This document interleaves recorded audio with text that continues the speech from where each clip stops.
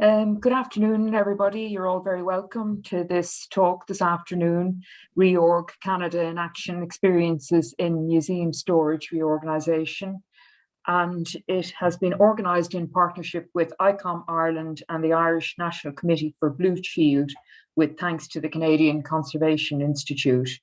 And we're delighted to have Simon Lambert here today, Carrie Kitzul and Jason MacNeil, who are going to speak about their experiences with museum storage reorganisation. And of course, the majority of museums around the world face challenges when it comes to dealing with collection storage, many suffering from a lack of space and overcrowding. And it certainly disorganised storage makes it difficult for museums to manage their collections. And the reorg method for reorganising storage was developed in 2011 by the International Centre for the Study of the Preservation and Restoration of Cultural Property and UNESCO. And from 2014 to 2019, the Canadian Conservation Institute led a national training programme that targeted all regions of Canada. And 27 projects were successfully implemented with 60 professionals benefiting from the training.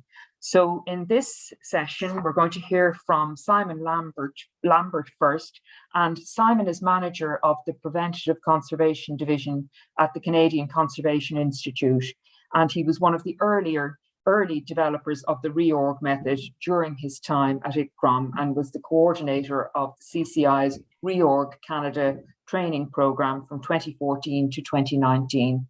So without further ado, I would like to hand you over to Simon, please.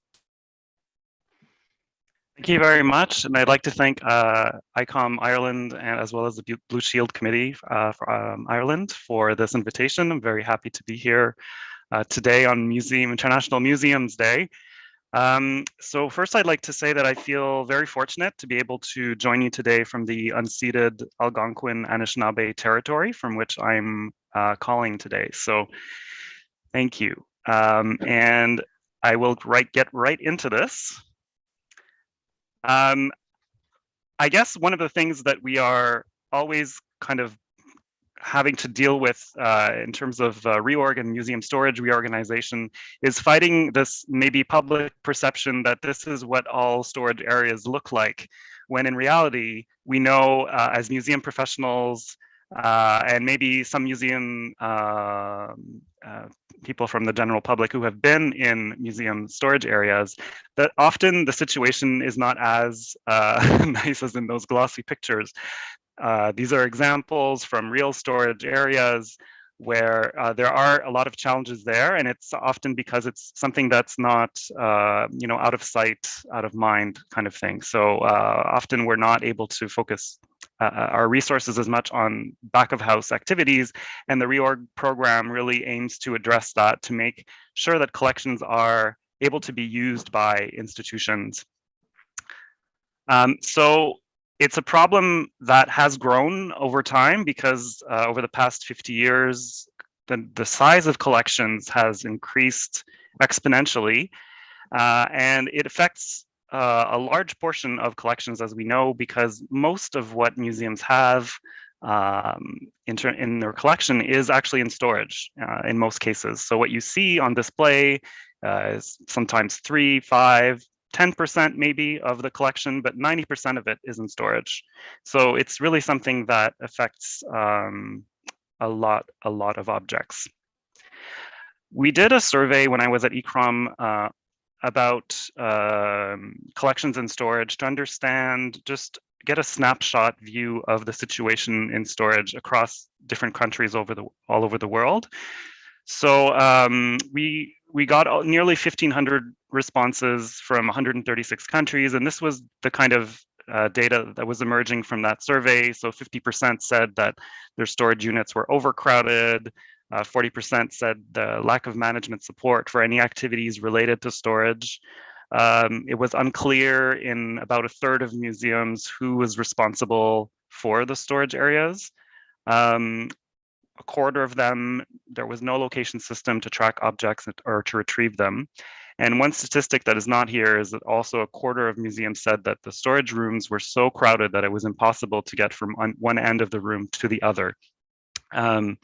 And just so you see, in Canada, a subset of that data, we're really in the same sort of space as the rest of the world. And so this was enough to justify launching a specific program on this topic. The problem is when you're faced with a situation such as this is, where do you start? So do you start moving objects? Do you start doing your inventory? Where do you start? So the reorg method really aims to untangle this problem and try to organize people's thoughts around 4 different components. So there's a management component that is thought to be one of the root causes of some situations. There's issues related to building and space efficiency. There's issues related to the collection and how it's protected from the different agents of deterioration. And then there's issues related to storage furniture and the equipment that you use to work with the collection. And so ICCROM and UNESCO in 2006 created a task force, an international task force, to develop a method, a step-by-step method to help institutions, museums deal with this issue, specifically smaller institutions with limited resources. So this is where they were located across the world. So you can see there's representation from all continents here. And they really work together to figure out how, what is the step-by-step approach when you're faced with a situation such as the one that I shared. So where do you start? What are the different steps? What needs to happen, when, and what sequence? And that led to the development of the reorg method, which is a 4-phased method that has the first phase focusing on, building an effective team, understanding which skills you have in your team that you can draw from in your project, ensuring that you have, well-organized working areas, and collecting all the background material that you'll need for your planning, such as floor plans and other types of equipment. The second phase of reorg focuses on the storage condition reports. So if you're familiar with condition reports for objects for conservation, this is the same kind of concept, but for a storage area. So you're trying to find what are the key issues, the root issues that are causing these problems. So looking at issues such as space efficiency, what kind of protection is offered by the building itself, if there's any issues that need to be addressed that are building related, the administrative framework, also the collection. What does the collection include? What are the specific needs of this collection? What is its specific vulnerability as well? And then also looking at, what equipment do you have to work with your collection? What equipment do you need and you don't have? So it's kind of trying to find, what are the main issues? What are the main challenges? What are the weaknesses? What are the gaps? So that is the storage condition report, which then leads into an action plan where you define what tasks need to be implemented in what order. And this is where you sort of plan your project. So based on your condition report, then you define a direction and how you're going to make those changes. And that then leads into phase 4, which is actually doing the work. So this is where you actually put your plan into action. At the root of reorg, there are 10 quality criteria, and I won't go through them all, but I can give you an example of 2 of them. So one of them is the storage rooms contain only collection objects. And another one here is every object has a designated location in storage and can be located within 3 minutes. So it's really important for us in the reorg method to have sort of measurable criteria so that we're able to then assess and say, have we made improvements to our storage area? Do we now meet, at the end of our project, do we now meet these 10 quality criteria, which are really aimed at, functionality and collections access, as well as conservation. So in a nutshell, reorg is made up of 4 components, 4 phases, and these 10 quality criteria. So that is at the root of the reorg method. And one of the first steps that you do when you open the method and you start diving into the world of reorg is to do the self-evaluation of your storage. So there's about 40 questions that you answer, and they look something like this, where you have a statement and then you have three or four different benchmarks below, and then you decide, or statements below, I'm sorry, and then you decide which one represents best your situation, and it has a score associated with it. So you add up all your scores, and then you end up by rating your storage area and seeing where your weaknesses lie. And that could help you define, the focus of your reorg project. So if, in management and building, everything is in the green, and then collections and furniture and small equipment, things are in the red, then that's, you get a really easy way to see that is probably where you should be putting your efforts first. And it also gives something that's very visual to communicate with decision makers to get support for a reorg project. So having this kind of one sheet, summary sheet, is often all that some people can actually read. So that is useful for communication. So the reorg method itself has three different parts. So there's the workbook itself, which includes checklists, step-by-step instruction, and all sorts of ideas. So here you see an example of what it looks like inside. Then the worksheets include forms, templates. So that's where you would kind of note the different information that you gather during the storage condition report phase. And it has also a package of additional resources, which has additional tools and resources for specific cases that you might find apply to your project. Everything is available on the ICCROM website, as well as on the Canadian Conservation Institute's website. But I think the main hub for all the materials is the ICCROM website here, and the address is above. And there's also a lot of associated tools, related tools. So we have a YouTube channel for Reorg International where we have conference recordings, because all of our participants made conference presentations during our training program, and we have all of those recordings there. We have different videos that were made by the participants as well on how to develop creative storage solutions, including one by Jason, who's here with us today.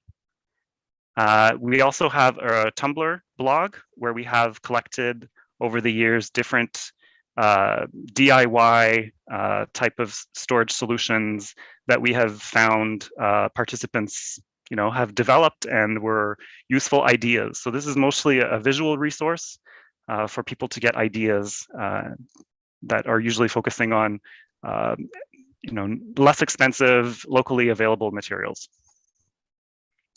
We also have a Facebook page with the Reorg International. So that we'll post usually announcements and events here. So Reorg International, the museums, institutions across the world who participated so far, there's over 150 museums that have taken the reorg training or participated in the reorg activity.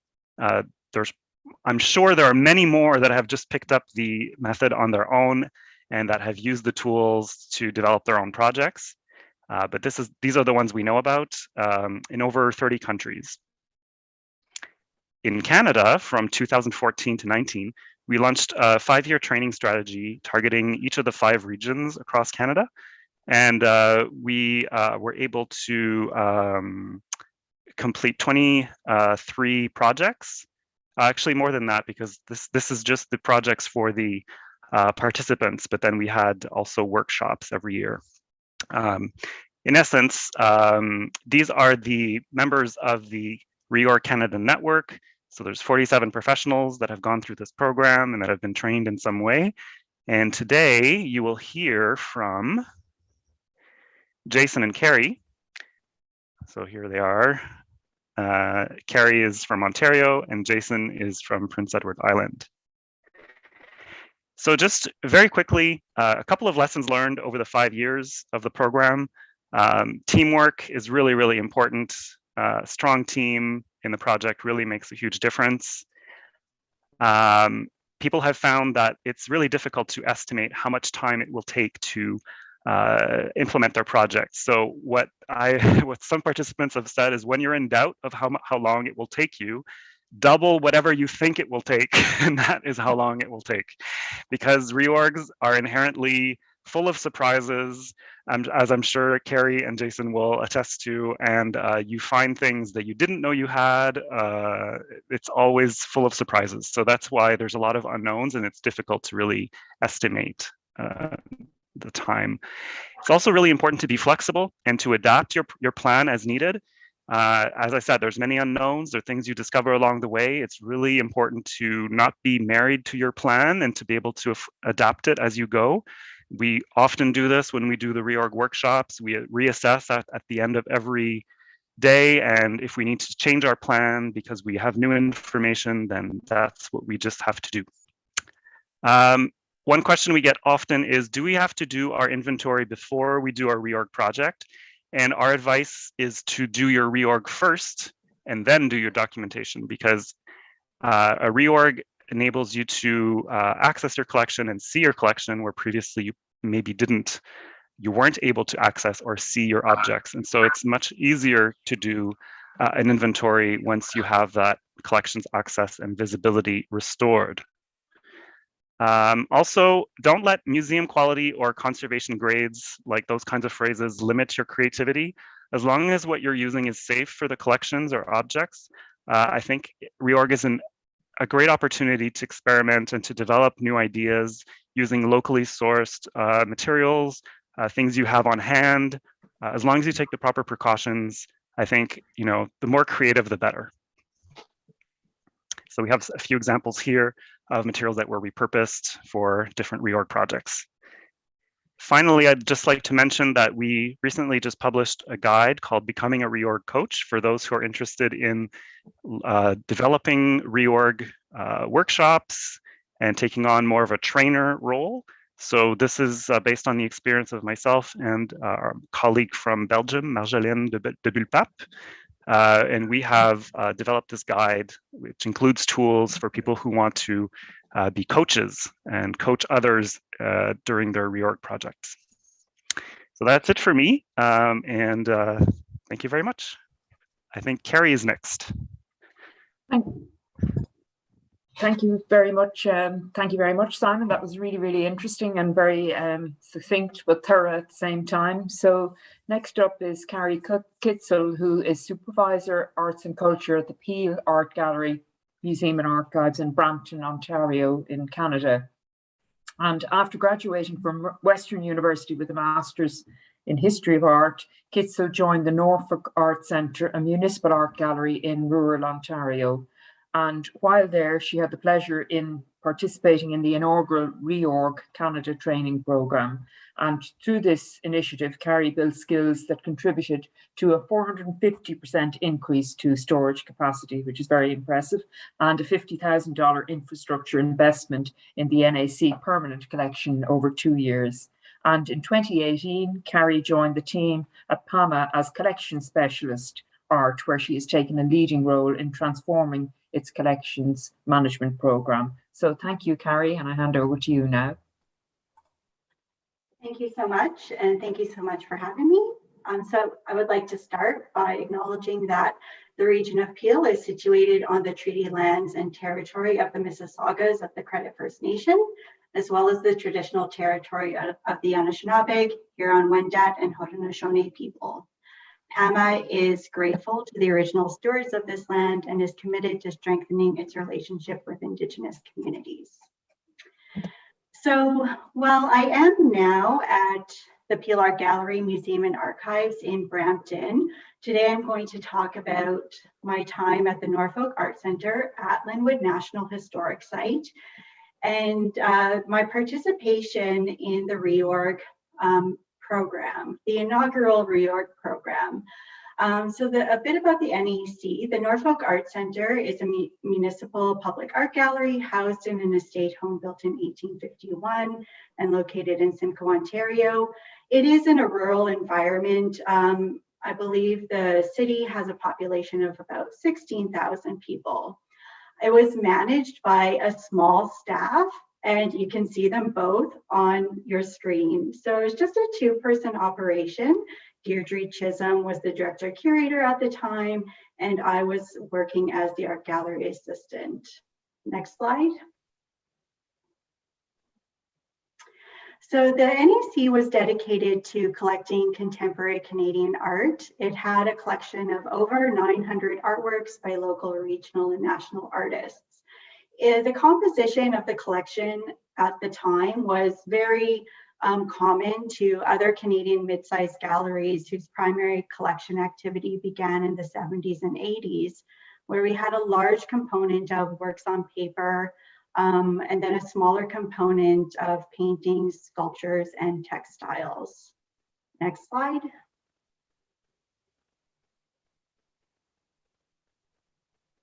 So why did we need a reorg?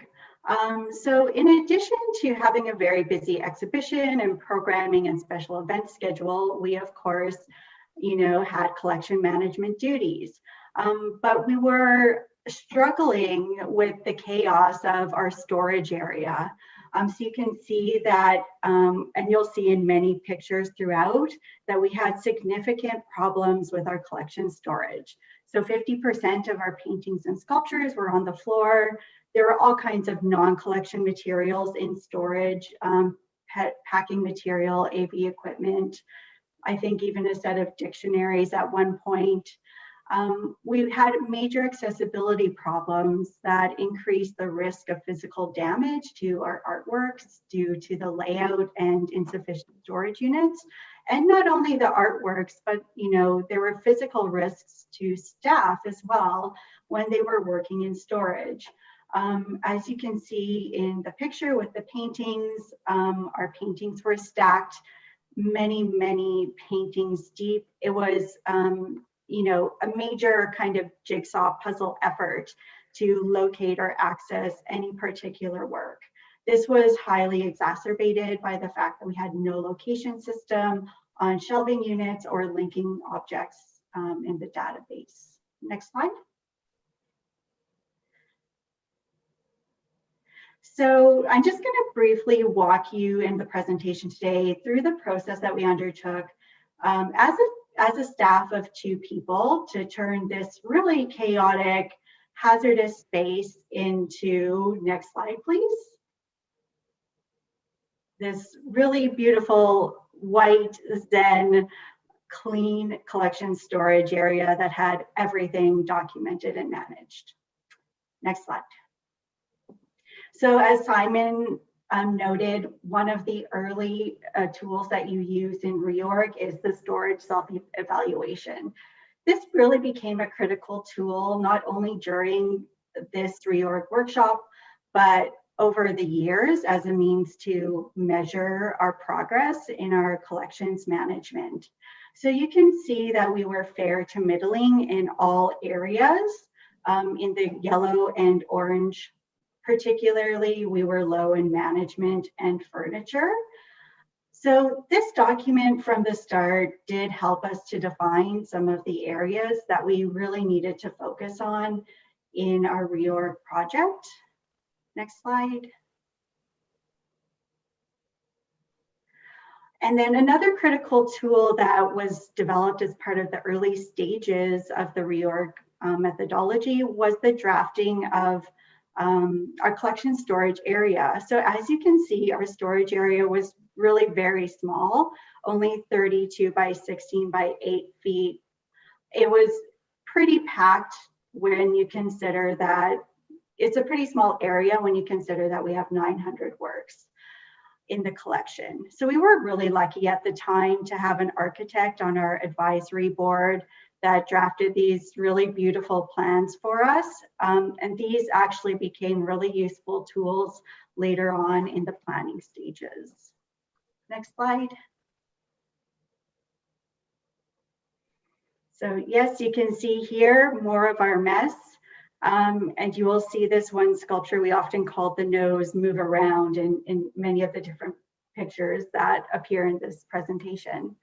So yes, this was now we're into phase 2. This is a lot of the preliminary work that we were doing over the winter months of the reorg project, which started in October of 2014, where we were, taking stock of the building, identifying risks, such as the fact that it was a 160-year-old building with no fire suppression system.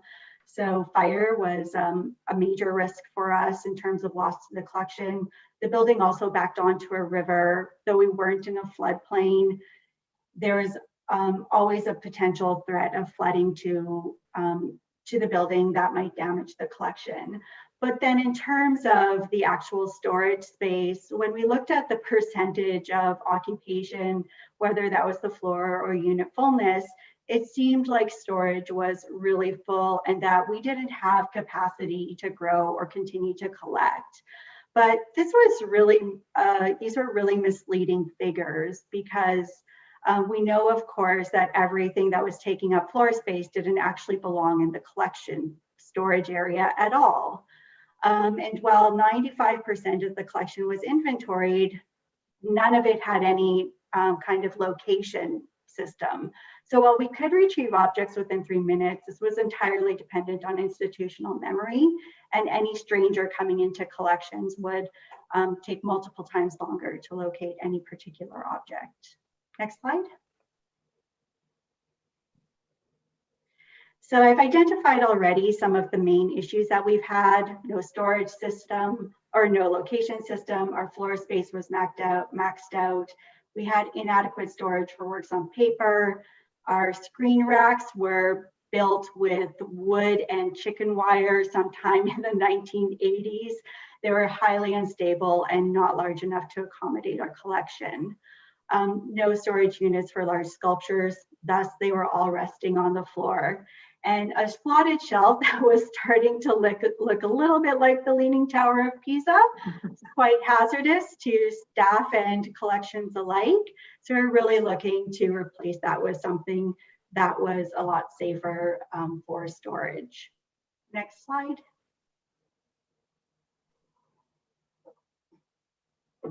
So when we got to the action plan and implementation stages of our project, as you can see, we chose a really high-tech method to lay things out. This is where our architectural drawings came in very handy. We used these over and over to cut and paste and reconfigure the space until we were able to identify a layout that was going to work for us. And using some of the suggestions that were recommended in terms of maximizing space throughout the reorg methodology. I also went into the space and physically measured things out and put tape all over the floor so I could have a better understanding of how we could safely navigate objects through the room, where we would gain the most swing space in terms of the layout in our final product. So you can see there's a bit of a change from the original to the layout, the layout that we essentially ended up going with. So I think it's important that you don't need to use architectural drawings to do this work. Yeah, go ahead, please, thanks. Yep, and then so a lot of this action planning was happening in the spring of 2015. When it came to actually implementing our plan, we sought to strengthen our resources through the use of students. So we were lucky to have the assistance of Norfolk County Community Services, who would come in to do work as needed, doing heavy lifting, assisting with installation. They moved the collection for us. And then we also had a University of Guelph student who was doing work on this project for a course credit, and a student who came to us through Young Canada Works, which is a federal grant program that supports jobs for youth and heritage arts and culture. So this essentially doubled our task force. And frankly, it would have been very difficult for us to manage the implementation of this plan without this small team. It was really good to have a small team for the NAC for a number of reasons. Everyone knew their roles, everyone was competent in their individual tasks and worked well as a team member. There was never any confusion about what role someone was taking on in relation to the plan. And also our collection space and our swing space was very small and crowded. So we really couldn't afford to have a large team working in the same space together. Next slide. Yeah, so here you can see a bit more of our planning tools. So the Post-it notes, that picture on the left, my left. This is essentially where we laid out our action plan, noting dependencies in terms of the implementation. And then again, our very high-tech plan for how we would lay out the swing space, which was a gallery space that we had emptied specifically for the use of using as a swing space. So it is very low tech, but it was highly considered in terms of how we would move paintings in particular out of storage so that we could stack them without causing harm to the surface of the works. This was also my office during this project. So now we're really into late May, early June. And one of our poor students also had her office here in the kitchen off to the side. Next slide, please.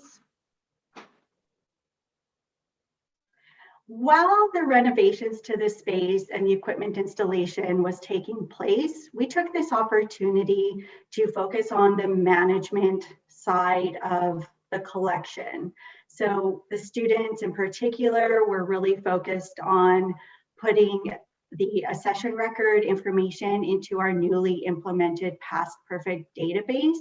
This was in preparation for the post implementation so that we could start recording the locations of objects in storage into the database and so that we could start tracking this. We were also working on some policy development to help strengthen our management of the collection at this time. But it's really that database work by the two students that proved to be really critical in the after months of this project. Next slide. And in the end, we were able to implement the project essentially on schedule, so that from October 2014 to August of 2015, we had this space that was entirely transformed and that was easily managed by staff that wasn't causing hazards to artworks or the staff as they worked in the room, and that was actually sustainable. So the picture of the renovated storage room on the bottom of the screen, that was actually a picture I took before I left the NEC in 2018. So you can see from that picture that we were able to maintain that space over the duration of 3 years because it was just, so well organized and everyone had a common understanding of how that space was supposed to be maintained. Next slide. So some of the key outcomes of the storage reorganization, you can see that in terms of management, we showed significant increase, though there was still much work to do. And then we showed increases in other areas as well. Furniture remained a bit of an issue for us. Nevertheless, we had great outcomes. Some of our most salient outcomes were that 100% of the accession records and artworks were entered into the collections database. That was really exciting as we were working from old out-of-date Excel sheets prior to this. In this particular reorganization project, we were able to create 100% increase in our storage capacity overall through subsequent reorganizations. We were able to increase this another 350% through the introduction of additional painting racks, compact storage, And so we were able to ultimately increase our storage capacity to 450%. 100% of the artworks were off the floor and housed in appropriate storage units. All of our sculptures were put onto mobile platforms. We inventoried the location of the objects as we put them back into storage, and we recorded their locations by hand. So by the end of August, everything had been recorded, the locations of everything had been recorded, and they were ready to be put into the database at a later time. This work was done later by a volunteer. So by the end of the fall, we had a full record of the locations of all of our artworks in storage. All non-collection items were removed. The only items we had were permanent collection works and objects that were waiting to enter the collection. And every object could be retrieved without moving more than 2 other objects. It was an absolute dream to go into that space, to be able to find a work within minutes and to retrieve it with such ease. So this brings me to the conclusion of my presentation. Next slide. I just want to say that I think one of the reasons why these kind of scenarios aren't tackled is because we feel that it's too overwhelming for a small staff. We don't have the time, we don't have the money, we don't have the human resources.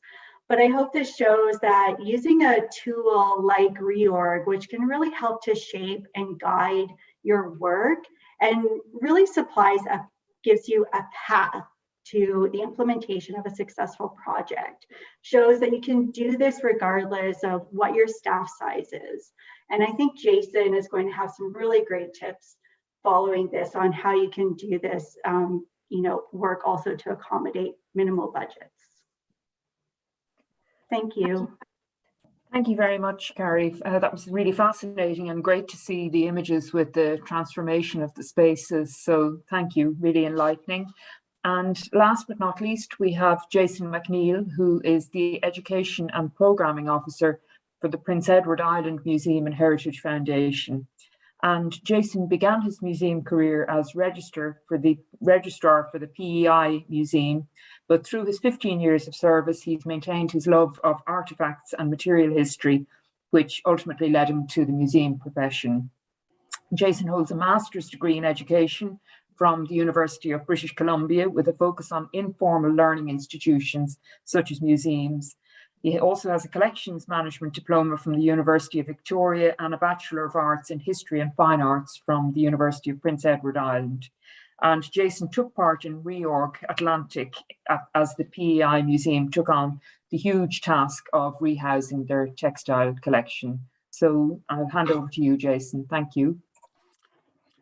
Thank you, and thank you, Simon, and thank you, Carrie, for your input into that. We, as the PEI Museum and Heritage Foundation, we partnered to do the project. So we partnered with the Community Museum Association of Prince Edward Island, and that kind of gave us, 2 sets of minds that were sort of planning and implementing and focusing all of our attention on the reorg. Next.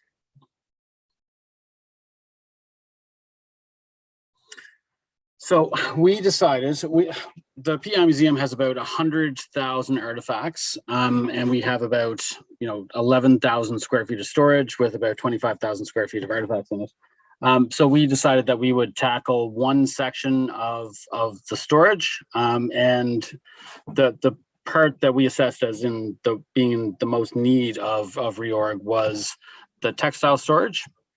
We were first introduced to reorg a couple of years before, whenever I took part in a 2-day workshop with Simon, and I was interested. I was always been interested in, creating that space out of no space. Always trying to make more room and more usable space. So the reorg was right up my alley, and it worked out really well. Part of our issue, well, there was lots of issues in our textile section, but we we didn't have reliable access to the collection. We couldn't, there was no way we were getting things out of there in 3 minutes. The shelving was overcrowded. Everything was packed in solid. When we did our reorg assessment, some of the drawers were at 200% capacity. So it was in desperate need. We wanted to get more effective shelving. And just a better use of space for the textile collection that would allow us to move throughout it and retrieve objects more easily. Next. So one of the first things that we did was assemble a team of people that were capable of doing the things. Outside of the community museums coordinator and I, we had other folks that were invested in the project that had different areas of expertise. We had a conservator on site, we had a historian on site, a lady with an aptitude for photography, and then we assembled this great team. We even had a lady from Chile volunteer to come and help us out with our reorg project through she got in contact with us through CCI. So everybody was very passionate about it. Everybody was very invested in it, and everybody just had their strengths, and we used those strengths to kind of assign the roles that everyone would play in the project. All right, next.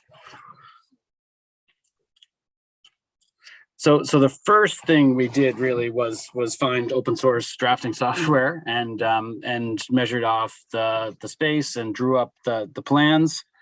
The interesting thing about it is that in the plans, everything looks, even in the before part, looks, organized and not chaotic and clean and all of those things. It looks even better in the after. But yeah, the pictures don't really do it justice. The best laid plans change 100 times in a reorg. Next.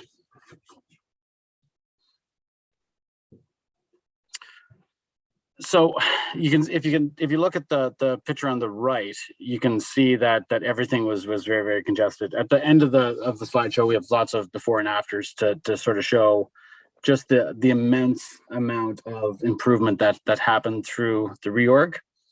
We had a very tight space, and we really struggled in the beginning to figure out where to set up a swing space so that we can actually work with the things. And in the end, those yellow cabinets that you see on the bottom right, they were in the center. We moved all of those out and along the wall. They were still usable. The drawers were just completely packed way too full. So we moved them out of the way, and that created a swing space that we could do almost all of the things that we needed to do in the project. We installed the shelving last, so we had the space. Next. One of the things that we did was we have always been looking for ways to improve our storage. There was a local department store that closed down, and we bought a whole bunch of shelving from them. The shelving itself turned out to be useless and awful, but all of that shelving was stabilized with pegboard. So we had pallets and pallets and pallets of this pegboard, which really we used to create space that was never there before. The backs of other storage furniture, spaces inside of railings, and all of our shelving was built with this stuff, and the ability to have this stuff on hand and have it be so useful made it so that our costs were kept significantly down. We had a workshop where we could cut and process and create and build all of these kinds of things. And most of what we did was built out of things that we had on hand. Next.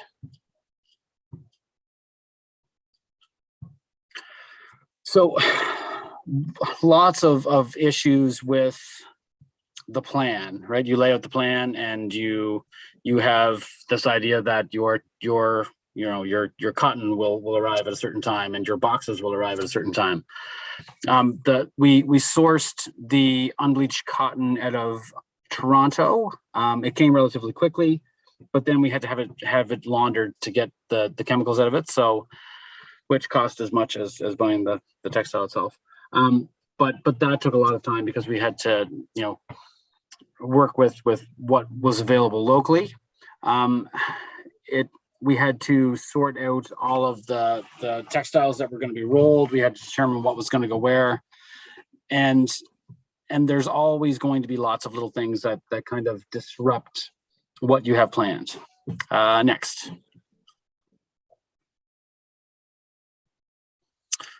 So the swing space, we had a team of really amazing people that rolled 650 textiles for us. And we actually ended up putting them into a space that we created out of nothing as well. There was no space to be had there. In the beginning, these were all folded on shelves, completely overcrowded, no way to access, no way to get them. So all of these things that come off the shelves that were big enough to roll, we rolled on tubes and then wrapped in the unbleached cotton. Next.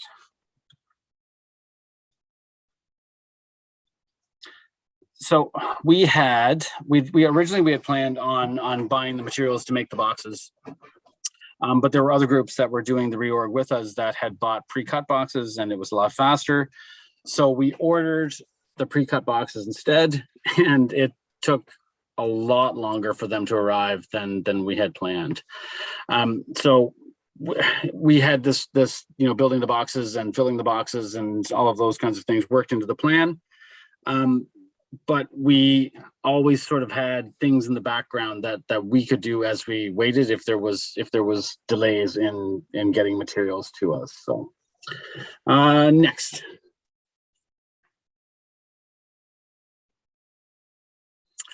Yeah, so like I said, things took a long time to arrive, and we used that time to make padded hangers to improve the storage capacity of our existing units. We used pegboards and some materials that we had around to create separation and different sorts of shelving between things. We at one point, our boxes were stacked 8 to 9 high, so we essentially built things that sectioned that off so that there wasn't as much pressure on the items on the bottom because they weren't stacked quite as high. It also allowed us to increase our storage capacity for our fragile indigenous baskets, those sorts of things. And yeah, so we used the time while we were waiting for other materials to arrive. Next.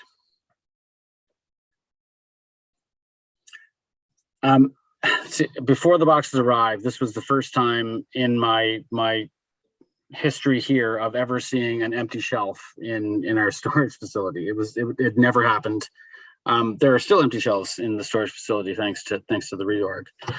So we also had everything was, like I said, on shelves and really out of control. Having the boxes just allowed us to make use of the rolling shelving in a way that everything was accessible. All of the textiles were then supported, separated, protected from different agents of deterioration. And it also gave us an opportunity to check all of the textiles as they got rehoused. Next. Lots of furs. So we spent a considerable amount of time doing pest inspections and just making sure that we weren't going to be transferring old issues into the new reorg space. All of our looking and all of our efforts to find problems came up with nothing. We had no living issues, and all of the furs and everything were fine, and they all got packaged and rehoused safely. And now we know that there was no issue with them, and they're we feel a little safer about that now. Next. So here we have some before and afters. If you look on the left, I was saying that everything was on shelving, and it truly was. The shelving was packed well beyond capacity. there was an inventory, but things were not always put back where they were inventoried. So you would look and look and look for things, and 3 minutes turned into 3 days sometimes trying to find some of the textiles. And the after just shows, you know, the efficient storage that you roll a thing out of the way. You have to move no more than 2 boxes to get at what you're going after. Efficient, fantastic, and a huge difference for the protection of the collection, as well as accessibility and the nerves of the staff that are there looking for things. Next. More before and after. So if you look at the before, you can see everything was packed on top of the shelving right to the ceiling. We had plastic over the Mi'kmaq baskets, but they were still stacked, you know, on top of each other, and everything was, it was always, you know, iffy to try and get something because there was that risk of damaging it by having to move everything else. So the after just makes it so that you don't have to move any more than a couple of things. The rule of thumb is move 3 things to get 1. And we're at a place in our textile section, at least, where we can, you know, move 3 things and to get at 1. Next. So there was a small textile room off of the main storage area, and it was very full. We had costumes, uniforms, those sorts of things hanging off of, you know, pipes above head, overhead, and it was just a disaster waiting to happen. So we basically built these units out of things that we had on site to hang all of the costumes. We added more chains so that we could hang the rest of the hooked items or the rolled items in a way that's, you know, use more of the space, but still allowed us access to each row so that more things didn't have to be moved than were necessary. Next. More before and after. If you look on the before, these are all the old units that were 200% full. There were items that weren't textile items in, around, and things ended up, you know, getting set on any flat surface that was there. When we did the reorg calculation, if you look at the units, they have a big footprint, but they don't go high to the ceiling, so they're not really an efficient use of space, and that's why things ended up getting piled on top of them. Our model ship collection sort of ended up piled on the top of our textiles. So the after, we have this beautiful set of rolling shelving. Like I said, we still have some empty shelves available to add to the collection. They're all on rails. You can roll them. Everything is accessible. We know where all of the items are, and there's no fear of damaging things by opening a drawer and having something get caught because the drawer is way too full. Next.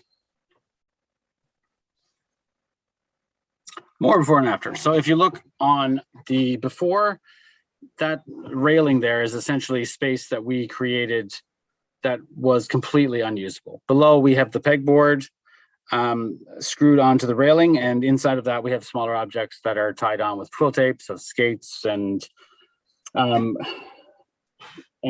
snowshoes and walking aids, those kinds of things. And then above, we strung chains, and we created a wall of rolled textiles. So these are all woven coverlets and those sorts of things that were taking up massive amounts of shelf space. Now each is rolled and is hanging with a photo hanging on it. We can access it. We know what each one is. They're not under the same sort of stress. They're rolled so the fabric and everything is under less kind of stress on the material itself, and it's accessible and safe. Next. So this is what the final stats that the reorg allowed us to do. We were able to get 650 textile items rolled and hung, 64 new boxes packed. We were able to repack 142 existing boxes, 155 drawers that were all filled well over capacity were repacked. Some of the items moved into boxes and things were made more accessible and safer. Hanging textiles were checked for pests. That one of the big things that it allowed us was to do an inspection of all of the items in the textile collection. And luckily everything came out clean and good. It also allowed us to get more than 7,000 images of the artifacts that we didn't have previously. We built 22 banks of compact shelving that all roll beautifully, and 8 banks of original shelves were cleared. Next.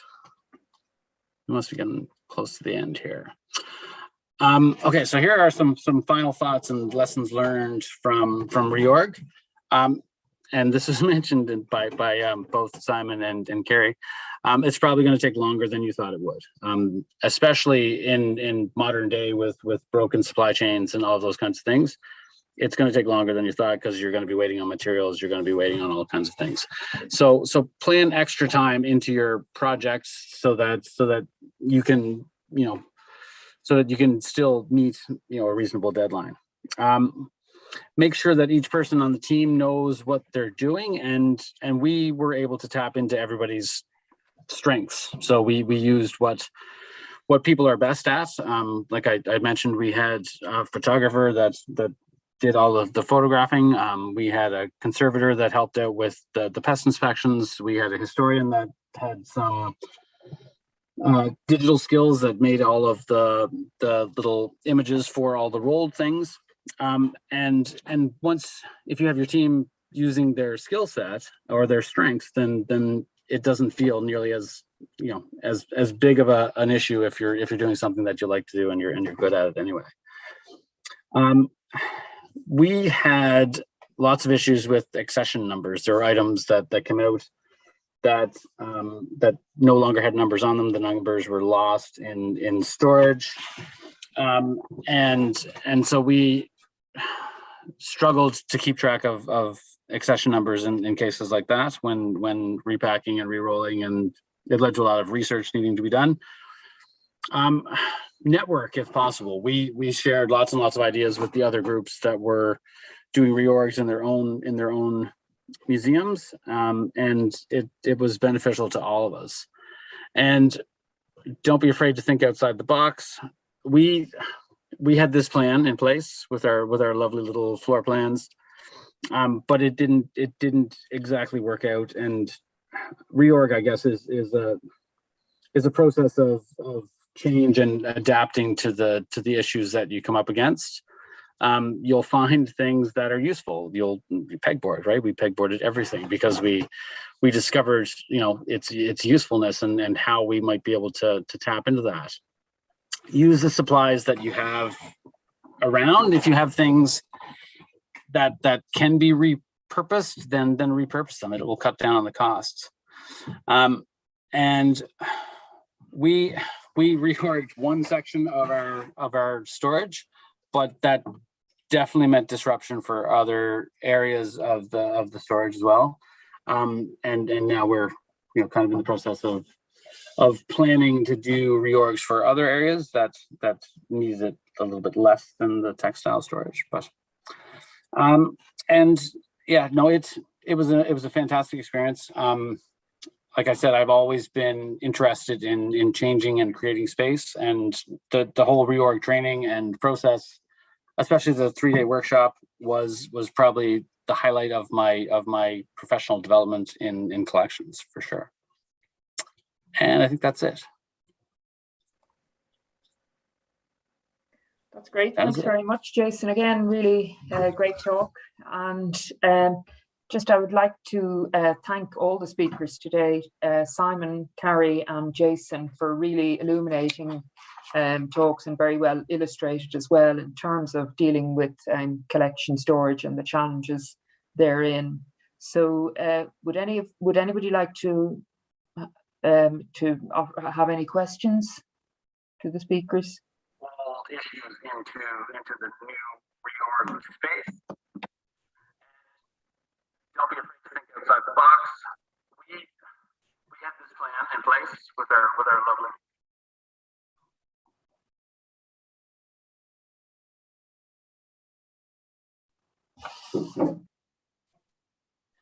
Actually, I had a question. Could I ask a question?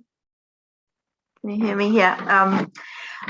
So, I mean, Carrie and Jason, I mean, that was just inspiring. I have, I mean, Carrie, those clean white walls, I mean, it's just wonderful to see the before and after. And Jason, I love the fact that you had that pegboard that you were able to use so effectively and cleverly, and it is interesting to hear about all the problems with suppliers. I guess was there one thing that you wish you'd known at the start? This is a tricky question, but one thing that you didn't expect to come across? I mean, I know you covered a lot of the issues, but is there one thing you'd say for anybody starting out the project that you wish you'd known when you started the project, if that makes sense? Sorry, I put you on the spot. Yeah. Jason, go ahead. That is a hard question. I guess the thing that we realized most out of it all was the museum's been collecting since 1970, so we've been collecting for 50 years. We've gone through decades of different museum cataloging standards and levels of, you know, accountability. One of the things that we came across was finding items in the collection that didn't have numbers on them or didn't have, you know, that accession record that you could then go back to. And so that was one of the challenges, and we were quite surprised to find how many things actually were in storage that you know had either lost their identification or had never been done or had never had records made for it. So I don't know how you would go about fixing that, but yeah, it was one of the challenges that we faced. Thank you. Yeah, I might just say, you know, the time, and it's been touched on a couple of times already, but yeah, however long you think it is going to take, really do consider that it will in the end take more time. And I think what's nice about the reorg methodology, though, is that you can, you know, get through those early phases, get an overview of collection, and then maybe according to your resources, whether they're monetary or human resources, plan for successive reorgs so that they're more manageable for you to implement over a number of years.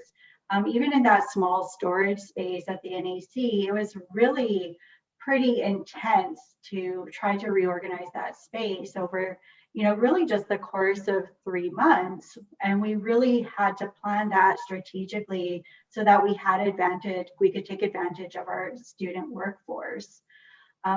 And I think the time, so as an inaugural participant, the reorg workbook was pretty intense. I know that based on our mumbling and grumbling about certain sections, it's been revised many times since then. And I think it's a lot more flexible right now. So you can really make the methodology work for you. Oh, that's great to hear. Thank you so much. I don't know if we have. Can I just jump in, Jessica? I just have one point I'd like to make is in thinking it's not necessarily about the time aspect, but in terms of the complexity of a project, we in the new guide that I mentioned, Becoming a Reorg Coach, there's a tool in there that helps a potential coach evaluate the complexity of a reorg project, from very simple to very complex, looking at several different aspects. And that could be helpful for someone who doesn't have reorg experience, who's trying to who's thinking about a new project and wants to see where they fit on the scale of the complexity, because that could sometimes be an indicator of time, at least an order of magnitude. Mm-hmm. And how do you tackle the challenge of new acquisitions? And because I would imagine not wanting to place anything new in my beautifully or reorganized storage space. What are the tips for that? How do you manage new acquisitions?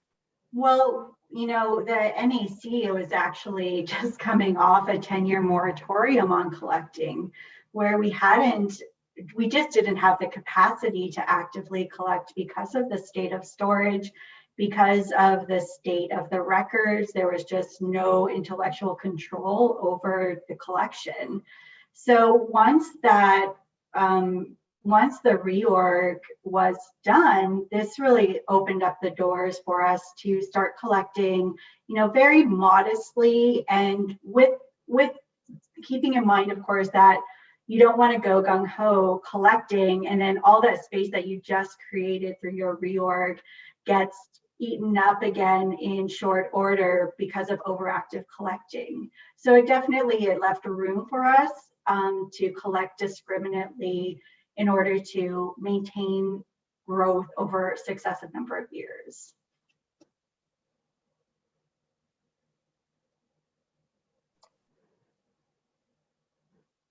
Thank you so much. I don't know if we have any further questions. Nathan, I'm not sure if we do. No, nothing further at the moment. Nothing further. So I don't know, is there anything you've thought of during the course of the talks that you'd like to add, or anything that you'd like to share with the Irish audience here? I would like to say something. So I was privileged enough to also participate in a later year in a 3-day workshop held by CCI about their ABC method to risk assessment. And I found that this was actually a really nice complementary tool to the reorg, though it happened that I took it afterwards, that if this is also a resource that's available through the Canadian Conservation Institute, I think it could, that methodology around risk assessment could also really help an organization to make some critical decisions around the reorganization of their collection and its storage needs. Oh, thank you. That's a good tip. That's a great tip.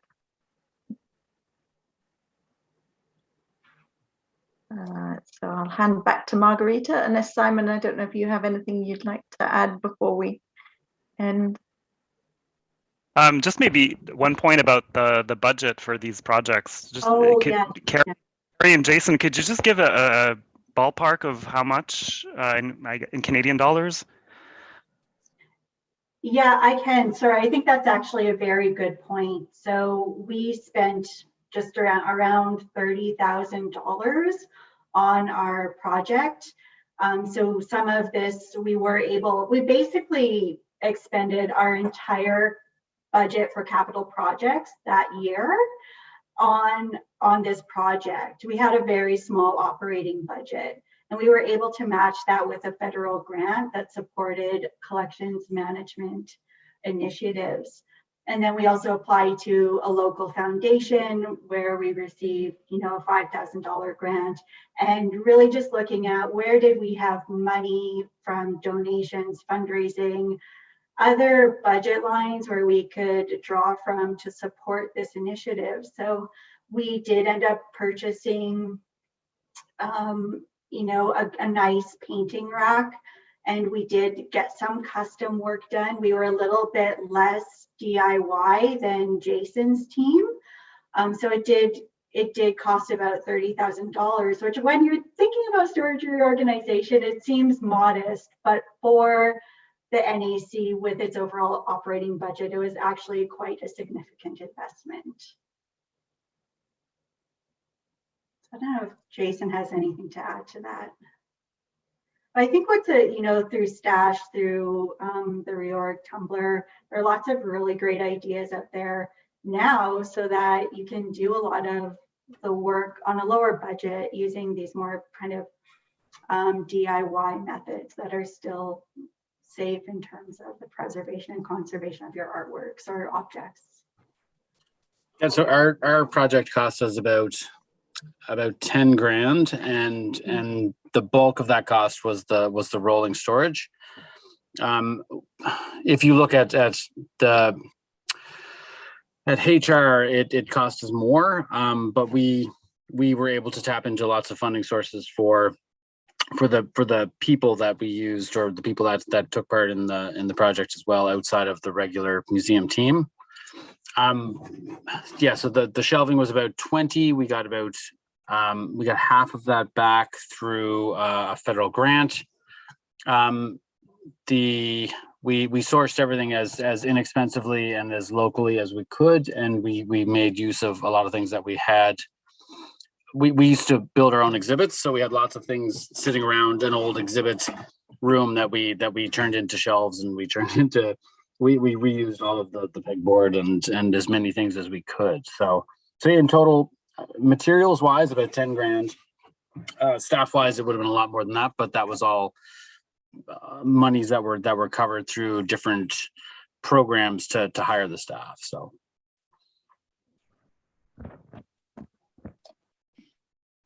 well, I just wanted to mention that on the CCI website, there is a section, a reorg section, that has a series of case studies where there's a breakdown of costs for materials and the time it took for all the 4 phases, some before and after pictures for these projects in Canada. And so I would invite you to visit our website to find that.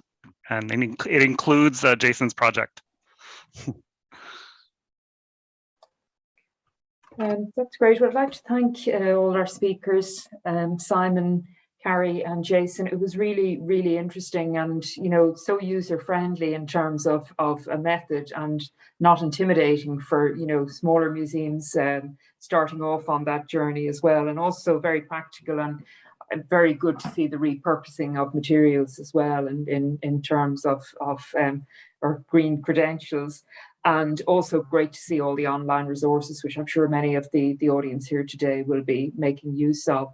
I would also like to finally thank my fellow board members, Jessica Baldwin, for all her organisation of the event, and also, as I said, and also to Nathan too for his work on it. And it was organised, of course, in partnership with ICCROM and the INCBS and the Canadian Conservation Institute. So thank you very much for your time and contributions. It was a really great afternoon.